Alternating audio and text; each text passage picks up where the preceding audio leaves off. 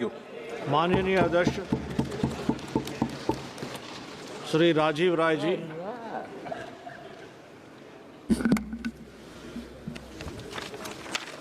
धन्यवाद अध्यक्ष महोदय, मुझे बजट के इस महत्वपूर्ण मौके पर बोलने का मौका देने के लिए। अध्यक्ष जी, अगर आप इस बजट को ध्यान से पढ़ेंगे और समझने की कोशिश करेंगे तो ये बजट कुछ और नहीं, भारतीय जनता पार्टी के झूठे दावों, झूठी बातें और जुमलों को चीख चीख कर आईना दिखाने वाला बजट है। सरकार की गजब की कहानी है। पिछले 10 सालों से 2 करोड़ रोजगार नौकरी हर साल दे रहे हैं। माननीय प्रधानमंत्री जी कुछ दिनों पहले बोले थे कि 3-4 साल में 8 करोड़ नौकरी और रोजगार दे दिए, लेकिन कमाल की बात है कि जो 80 करोड़ लोगों को 5 किलो राशन बरसों से दे रहे हैं, 79 करोड़ 99,09,999 अभी तक नहीं हुआ, 80 करोड़ ही है। दोनों एक साथ कैसे हो सकता है? इससे बड़ा झूठ कुछ हो ही नहीं सकता। माननीय अध्यक्ष जी, जिस सरकार के में 80 करोड़ लोगों को 5 किलो राशन पर सालों साल जिंदा रहना पड़ता है और सरकार अपनी पीठ थपथपाती रहती है, उससे बड़ी शर्मनाक स्थिति कुछ और नहीं हो सकती है। इसके बारे में मैं इतना ही कहूँगा कि ऐसी हालत नहीं होनी चाहिए थी। तुमने कोशिश ही नहीं की, नहीं तो ये हालात बदल सकते थे, ये अश्क तुम्हारे आंखों से भी निकल सकते थे। तुम तो ठहरे ही रहे झील की पानी की तरह, दरिया बनते तो दूर बहुत दूर निकल सकते थे। आप झील की पानी की तरह बैठा कर उठे हुए हो देश को एक जगह पर। आदरणीय अध्यक्ष जी, जब मैं बजट भाषण माननीय वित्त मंत्री जी से सुन रहा था और बाद में इस पुस्तिका में पढ़ रहा था, तो एक बार की मुझे ऐसा लगा कि ये बजट मैं बिहार के वित्त मंत्री का सुन रहा हूँ। खुश मत होइए आप, खुश मत होइए सुधाकर बाबू खुश मत होइए कि बिहार के लोगों को बहुत कुछ मिल गया। आप सबको याद होगा भाइयों बहनों, 70,000 करोड़, 80,000 करोड़, 90,000 करोड़, 1 लाख करोड़, 1.25 लाख करोड़। वो 1.25 लाख करोड़ कहाँ गया? या तो गया नहीं, और गया तो सारी पुलें गिर गई।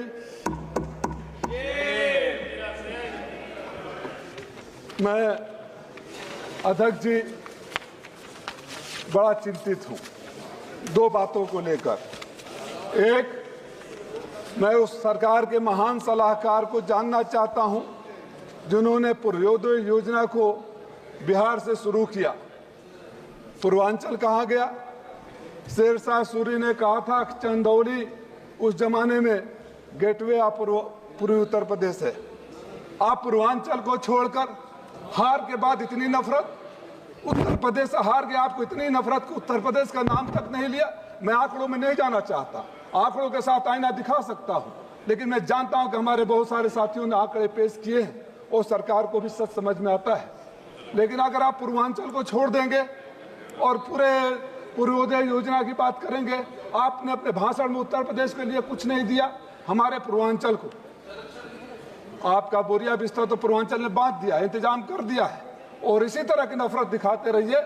आने वाले चुनावों में उत्तर प्रदेश से बोरिया बिस्तर बांट दिया जाएगा, ये लिख कर रख लीजिए, किसी घमंड में अहंकार में मत रहिए।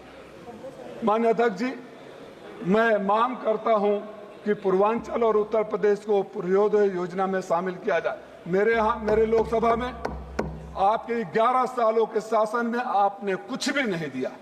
हमारे यहाँ 3 मिलें हैं, स्वदेशी कॉटन मिल, पर्दा और रसड़ा की चीनी मिल, बरसों से बंद है। माननीय कपड़ा मंत्री जी ने, वहाँ के मुख्यमंत्री जी ने आज से 7 साल पहले घोषणा कर दिया था चलाने का, और 85 एकड़ एक जगह जमीन, 25 एकड़ एक जगह जमीन लैंड माफिया के गिरद दृष्टि लगी हुई है। मैंने सुना वहाँ प्लाटिंग करने की योजना बनाई जा रही है।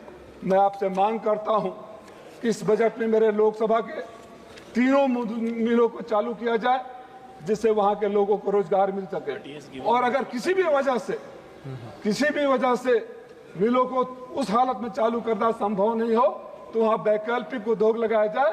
पूर्वांचल का सबसे पिछड़ा इलाका घोसी है। आप बाढ़ की बात कर रहे हैं, मुझे वो भी समझ में नहीं आ रहा है कि कौन सा वैज्ञानिक बताया कि इनके यहाँ बक्सर में बाढ़ आएगा तो मेरे गांव सुरही बलिया में बाढ़ नहीं आएगा। यहाँ सांसद पूर्वांचल के बैठे हुए हैं, मैं तो पीलीभीत से जोड़ता हूँ। कौन सा ऐसा जिला है जहाँ बाढ़ नहीं आता है? मेरे यहाँ मधुबन ब्लॉक का बिनटोलिया से लेकर गजियापुर का पूरा बांधा टूट रहा है। गाजीपुर के लोग सेमरा गांव सालों से डूब रहा है। बक्सर से लेकर वहां तक सारे गांव डूब रहे हैं। सैकड़ों एकड़ जमीन चली जा रही है। सरकार उसके बारे में नहीं है।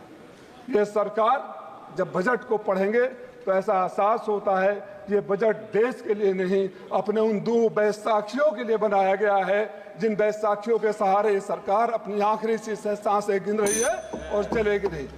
माननीय अध्यक्ष जी, 100 करोड़ इंटर्नशिप की, 1 करोड़ इंटर्नशिप की बात हो रही है।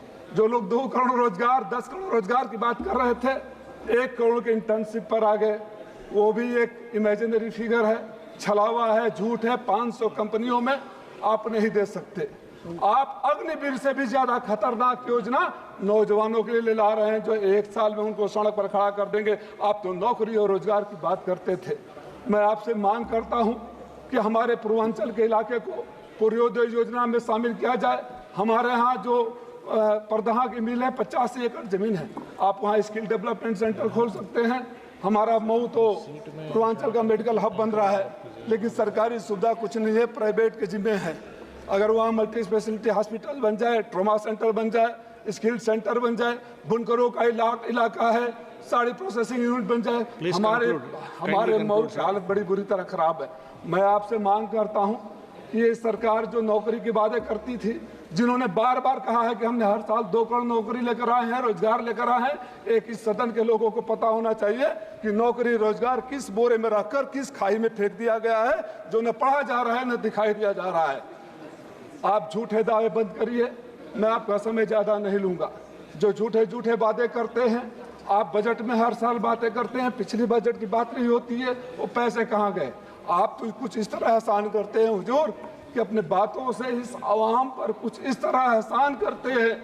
आप अपनी बातों से इस आवाम पर कुछ इस तरह एहसान करते हैं, आंखें तो छीन लेते हैं और चश्मे दान करते हैं। हमें आपके दान के चश्मे नहीं चाहिए, हमारे आंखों को छीनना बंद कर दीजिए। माननीय सदस्य। स्पीकर जी, आखिरी बात, हमारे यहाँ जो मेरा इलाका है, मैं हमेशा कहता हूँ, बदहाल बुनकर, बेहाल किसान और बेरोजगार नौजवान, तत्काल सरकार संज्ञान ले और जो गांव कटानों में डूब रहे हैं, चाहे गाजीपुर का हो, बलिया का हो, मऊ का हो, आजमगढ़ का हो, गोरखपुर का हो, कुशीनगर का हो, उसके लिए व्यवस्था कर दिया जाए और जितने गांव डूब गए हैं उनको मुआवजा दिया जाए।